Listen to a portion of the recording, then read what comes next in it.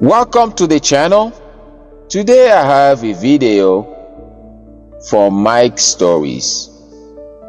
Do you wonder if demons exist? I remember some people don't even know if demons really exist. In this video, we will see the proof that demons exist in this time, not just in the Bible. Without further ado, let's watch the video. From a hip-hop artist, mocking Jesus in a desperate attempt to revive his career. It turned into this whole thing where it was me trying to dunk on Christians or something. To a former adult film star insulting Christians as unintelligent. So all of this started with her tweet saying, becoming hyper-religious in adulthood is a sign of low intelligence, not enlightenment. To a podcaster making offensive jokes about Jesus Christ. Yeah, like Jesus is gonna spank you, lady, if you keep it up. Yeah, literally, he's gonna bend you over and... To a viral conversion story that completely self-destructed. I'm just a Christian everything.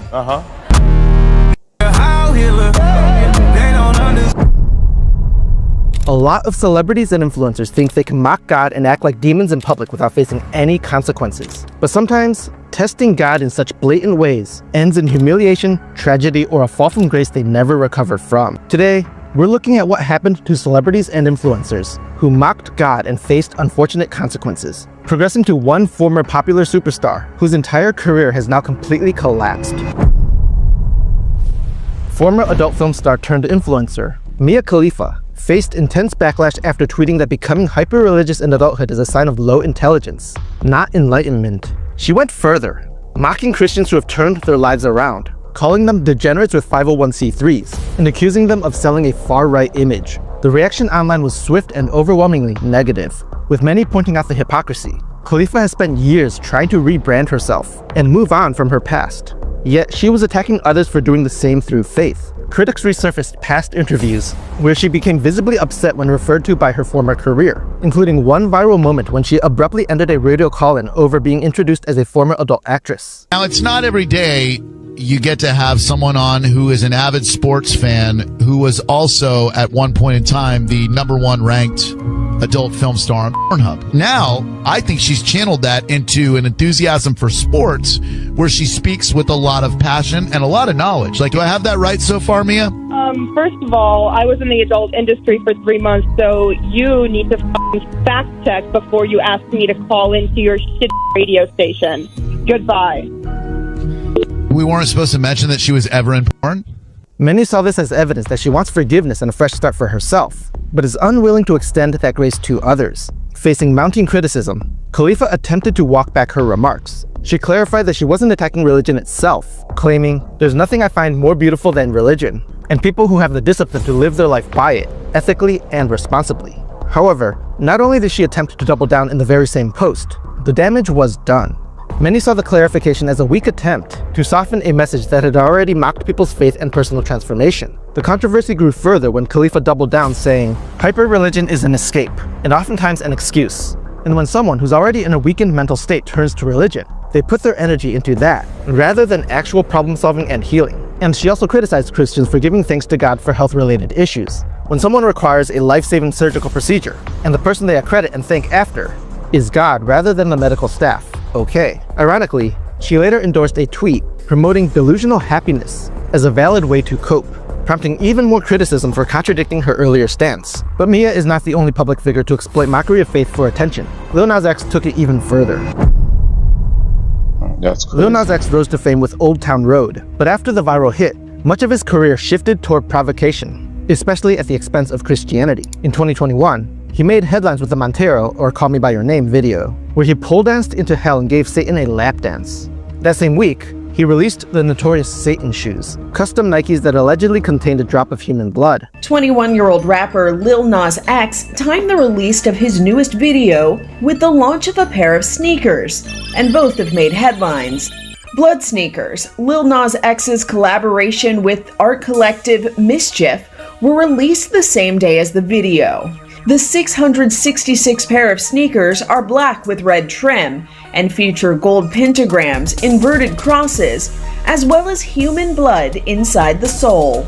The outrage was immediate, prompting a lawsuit from Nike and backlash from Christians across the political spectrum. Rather than backing down, Nas leaned in. He repeatedly mocked Christian values on social media, dressed in controversial costumes, and took jabs at the idea of faith and morality. Every new release seemed designed to provoke, with religious mockery becoming his go-to strategy for grabbing attention. But as time went on, the formula stopped working. His later singles failed to generate the same buzz, and fans began noticing that the shock tactics were getting stale. When the track J Christ became the first time that his viral marketing either went too far for people or just got boring. A track where he depicted himself as Jesus, but to others, the fact that he was antagonizing religious groups again just seemed like he'd run out of ideas. He's carving himself out to be a one-trick pony, and the trick is already so tired. He took the formula of his past success and transparently tried to replicate it in the most uninspired way imaginable, just frantically smashing the rage bait button. I thought he was an exciting artist to watch after his debut track, but if this track is any indication of what's to come, it's hard to be excited anymore. So while some people were enraged, others were just growing weary of the whole thing. In early 2024, after a string of underperforming songs, Nas posted a tweet joking that he was entering his Christian era, clearly mocking the trend of celebrities making faith-based pivots. But the joke fell flat, with many seeing it as a desperate attempt to stir controversy once again. Instead of outrage or laughs, the post mostly drew indifference or annoyance. The actor Tyrese said this to Lil Nas X in an Instagram post: "Stop playing with God. God is not to be played with. From shoes with devil signs and devil's blood in the shoe sole, we can all change, I get it. But I feel a way about people making a mockery about Jesus." Not long after, Nas revealed in a short clip that half of his face had become paralyzed due to a health condition. And when I smile, this is me doing a full smile right now, by the way. It's like, what the f***? Bro, I can't even laugh right, bro. What the f***? Oh my God. So,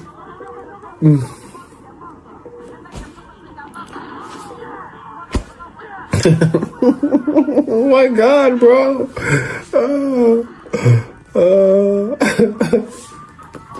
So, yeah.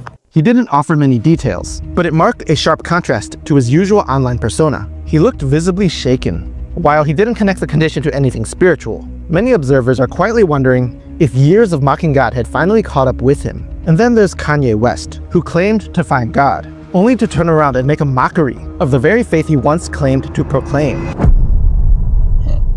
Kanye West's public conversion to Christianity in 2019 was dramatic and headline-grabbing. Now, who convinced you that that's bad? Have you always been this way? I believe before I found Christ and gave my life to God, I would try to lean on my own understanding. I'm just a Christian everything. Everything.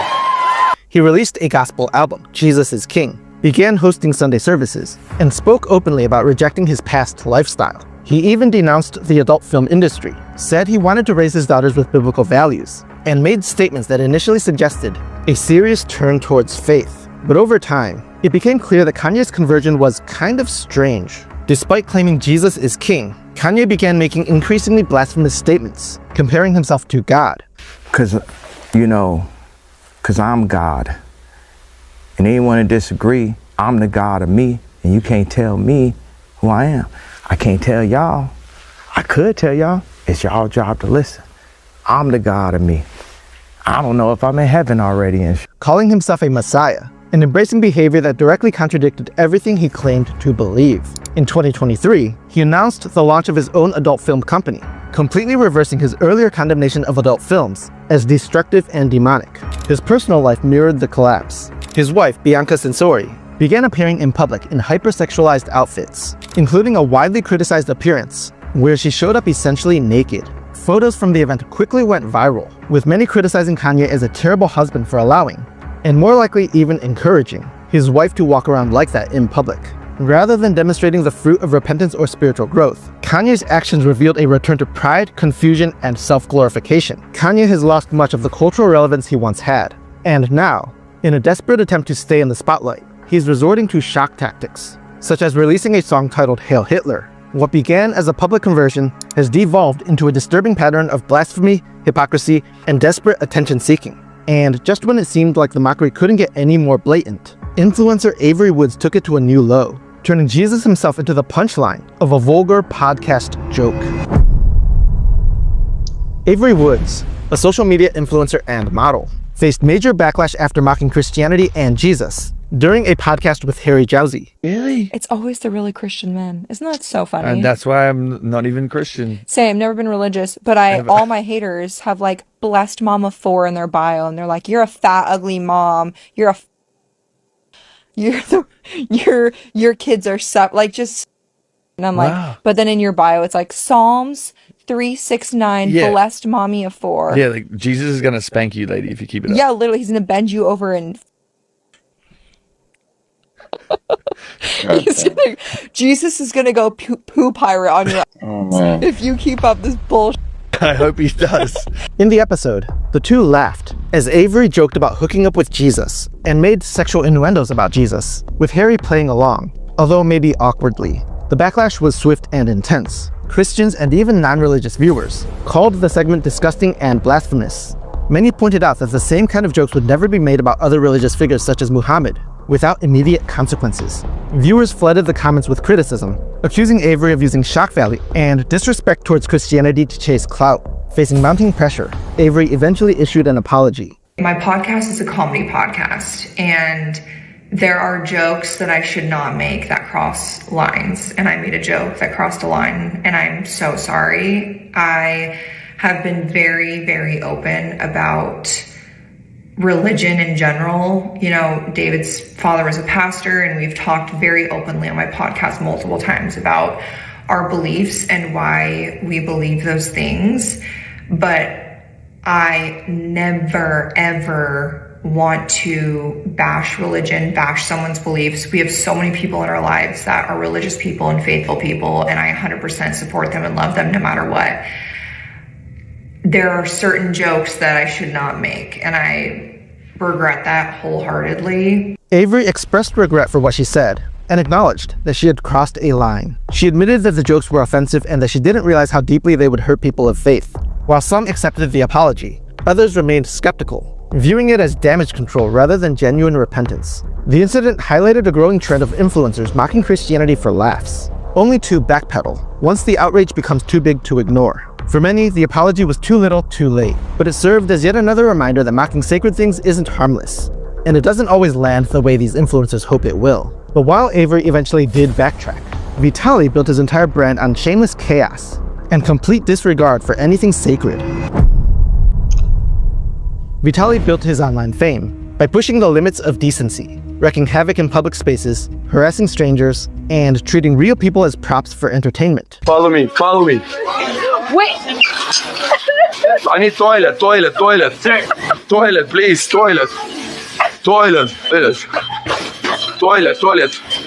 please. I'm about to take a... Ay, caca. No. This is not how you make the burger. Show me how you do it.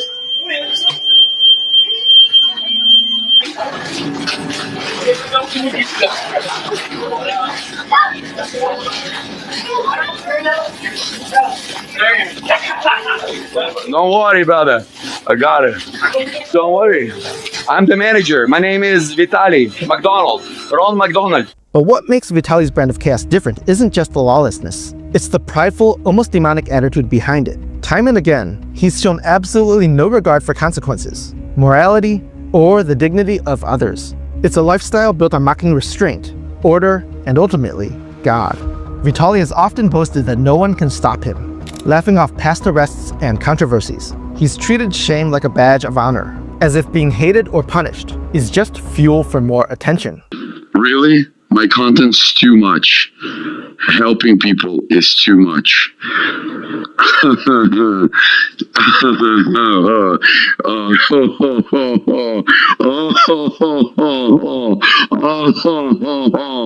Oh, thank you guys for the W stream, bro. Oh man, I'm gonna talk to the big boss. But that mindset reached its breaking point in April 2025, when he was arrested in the Philippines after live-streaming a series of outrageous stunts in Bonifacio Global City, Manila. And these actions range from stealing motorcycles to crashing a tuk-tuk, threatening to rob a woman, stealing multiple security guards' hats, stealing an industrial fan from a restaurant, stealing a red light mask from a vendor, and harassing dozens of people. This time, the consequences were severe. Philippine authorities labeled him an undesirable foreign national, arrested him, and held him at the Bureau of Immigration's Bicutan Detention Center. The government didn't just quietly process his case, they made him an example. So on April 14th, President Ferdinand Marcos Jr. sat down and reacted to Vitaly's livestream. And here he had quite a few things to say about Vitaly. Give me your scooter now. Give me your scooter now. Give me a ride. No. Yes, you're gonna take a ride. Ang isa pa nating nakita ngayong linggo, yung kagalit-galit na pinanggagawa ng isang foreign vlogger sa ating mga kababayan. I'm gonna rob you. Pero man ito o hindi, sino naman Pilipino ang hindi kukulo ang dugo sa napapanood natin?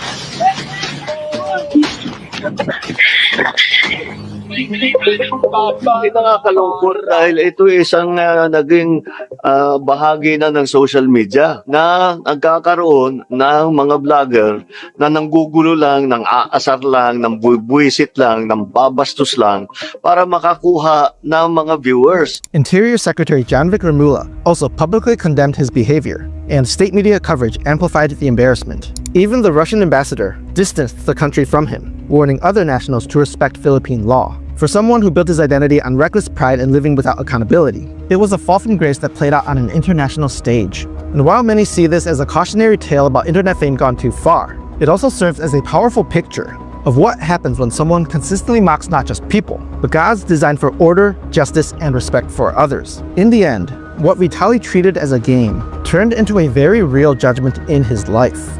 And just when you think the consequences couldn't get more severe, Somali took the same path of mockery and chaos, but even further, straight into a South Korean prison cell.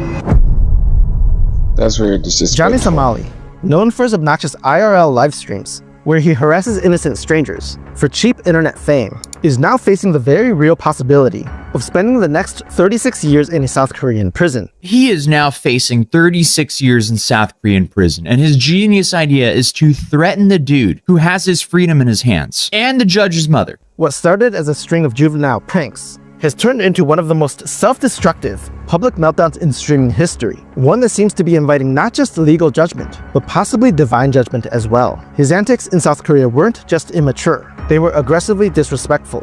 He blared loud music on public buses, harassed locals with racial slurs and bizarre props like rotting fish, and even made deepfake videos involving Korean men without their consent. Sorry, I'm black. I'm not gonna drink nothing. I don't drink. Here, no drink. No. Here, 이거. I eat the ramen. I do my, okay, I said, I'm eating the ramen. And instead of showing remorse, Johnny doubled down, threatening the judge overseeing his case, even saying on a live stream that he would bring the fish to the judge's mother's house. The judge, the prosecutor, y'all can suck my suck my on soft. Causing anxiety by carrying the fish. Tell the judge you can suck my I'll bring the fish to your mother's house. In one surreal moment, he declared himself the modern-day Letitia Hardy, while claiming persecution for the quote-unquote crime of spilling noodles, mocking not just the courts, but the very idea of justice. But what's most disturbing is how all of this is wrapped in mockery, not just of the Korean legal system, but of basic morality.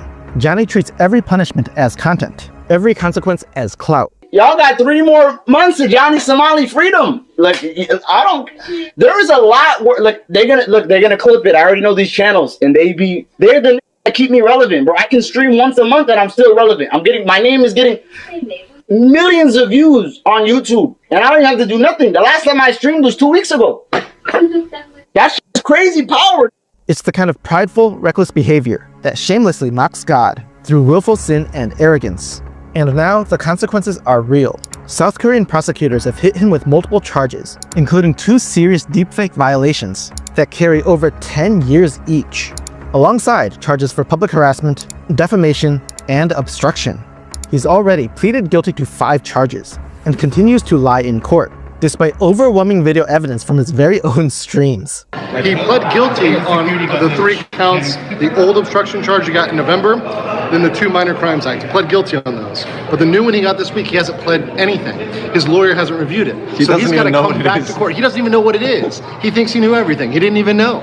So they've got 3 weeks just to deliberate, meaning think about it, and come back in April. The judge has shown growing impatience, and even Johnny's own demeanor in court suggests he finally realizes he's in serious trouble. Johnny Somali made a career out of mocking people for attention. Now he's mocking a courtroom, a nation, and the concept of justice itself. And he's watching his life collapse in real time. Whether you call it karma, legal accountability, or divine justice, one thing is certain.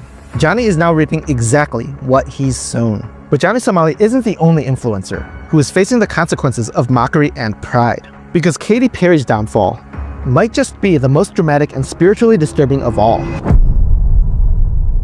Katy Perry's career has been marked by one of the most dramatic reversals in public image. From a Christian worship singer on TBN to a pop star known for pushing boundaries and mocking faith. Early in her career, she released a gospel album and regularly performed worship music. But everything changed with her breakout hit, I Kissed a Girl and I Liked It, which openly rejected the conservative values she was raised with. From there, Perry leaned heavily into controversial imagery and lyrics, often incorporating spiritual mockery into her performances and videos. She later admitted in an interview, "I sold my soul to the devil," a quote that's followed her ever since. You're doing really well now, but didn't you release a CD like almost 10 years ago? Yeah, I mean, I released a gospel record when I was 15 because I grew up in, a household where all I ever did was listen to gospel music, and my parents are both traveling ministers, and so I kind of sang about, what was going on in my life at 15, and that's how I got introduced to the music industry. I swear I wanted to be like the Amy Grant of music, but it didn't work out, and so I sold my soul to the devil.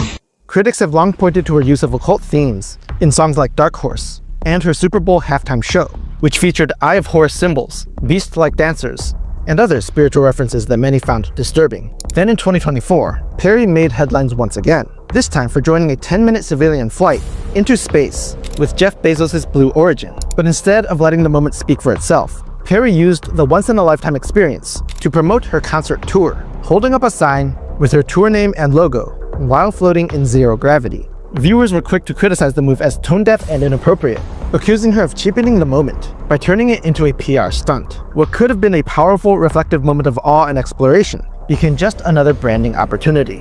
When she returned to Earth, she kissed the ground dramatically, which also sparked ridicule. Pop singer Katy Perry is officially an astronaut. Katy!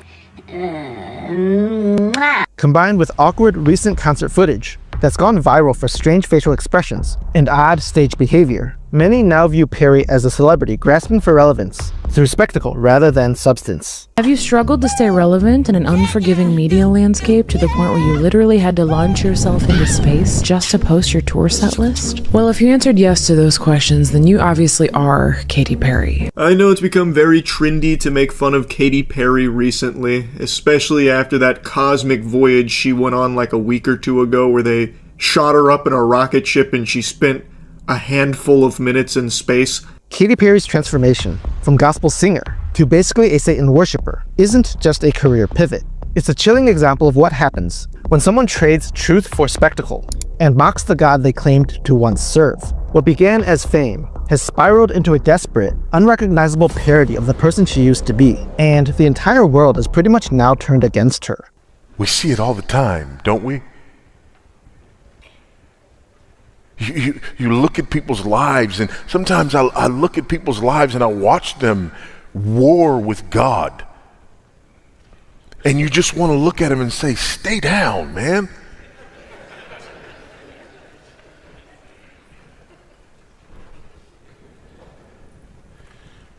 But why? Why does sinful man insist on warring with God? As crazy as that sounds. And in this instance, in Psalm 2, the nations are actually amassing and going to war with the one who is their only hope. Again, it's a fool's errand. But it's appropriate because sinful man is a fool.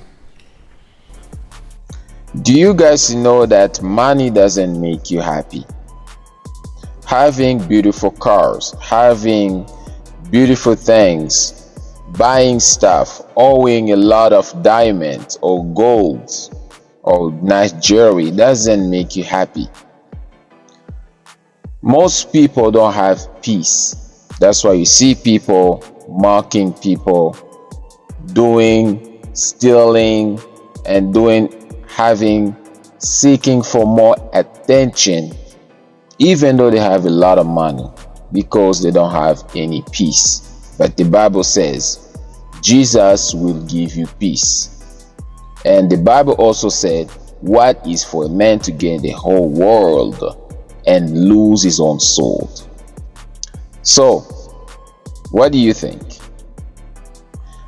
Like the video, subscribe, leave your thoughts down in the comment section, and I will see you in the next video.